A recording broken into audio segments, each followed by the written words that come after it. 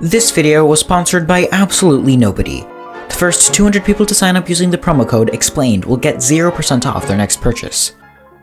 This is Aeroflot Flight 6502. This plane crashed because the pilot in command made a bet with his co-pilot that he could do a blind landing. Yes, you heard that right. A blind landing. On a bet. The pilot in command basically said to his co-pilot, "Hey, wanna watch me land this plane while curtaining all the windows, landing without even seeing the runway and blatantly disregarding air traffic control?" To which the co-pilot said, "Sure." Imagine that conversation in Russian now. But how did all this happen? When was this? What was the aftermath?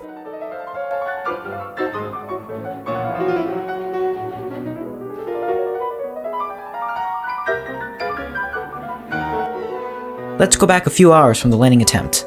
October 20th, 1986. It was a typical day. The sun was shining, the grass was green, the birds were singing, the Soviet government was actively censoring, you know, the usual. The plane was a Tupolev Tu-134A. It's a typical Soviet plane and was built from 1966 to 1989. At about 2 p.m. Moscow time, boarding started on the plane. Altogether, there were 87 passengers on board and 7 crew members.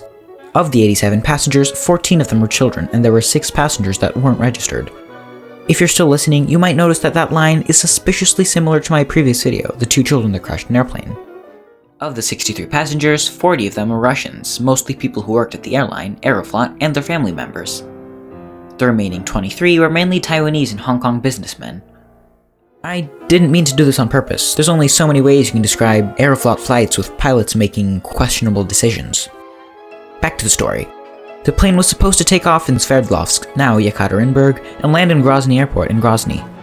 There was supposed to be one stopover in Kurmach Airport in Kuibyshev, now Samara. It was at the stopover where the crash happened.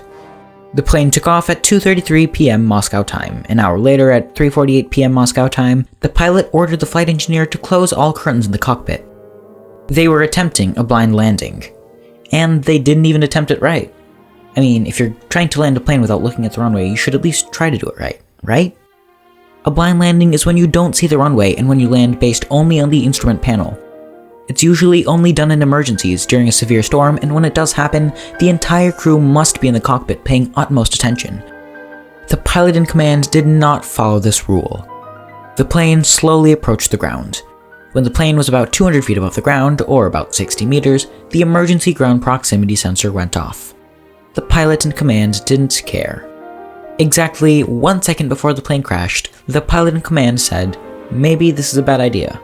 Yeah, no kidding. 1 second later, at 3:50 p.m. Moscow time, the back end of the plane touched the ground at about 178 miles per hour, or 280 kilometers per hour. The left wing broke off, the fuel stored in that wing ignited, the plane flipped over and rested upside down. This happened right on the runway. Of the 87 passengers, 66 were killed, and of the 7 crew members, 4 were killed. The co-pilot Giernov died of cardiac arrest while breathing in dangerous substances. Surprisingly, the pilot Kluyev survived and was sentenced to 15 years in prison, later reduced to 6. He's still alive. If you liked the video, and if you're watching to the end, you probably did, click the like button and subscribe. If you didn't like the video, press the dislike button twice, and then press the like button and subscribe. Thank you for watching Explained. New videos every other Friday.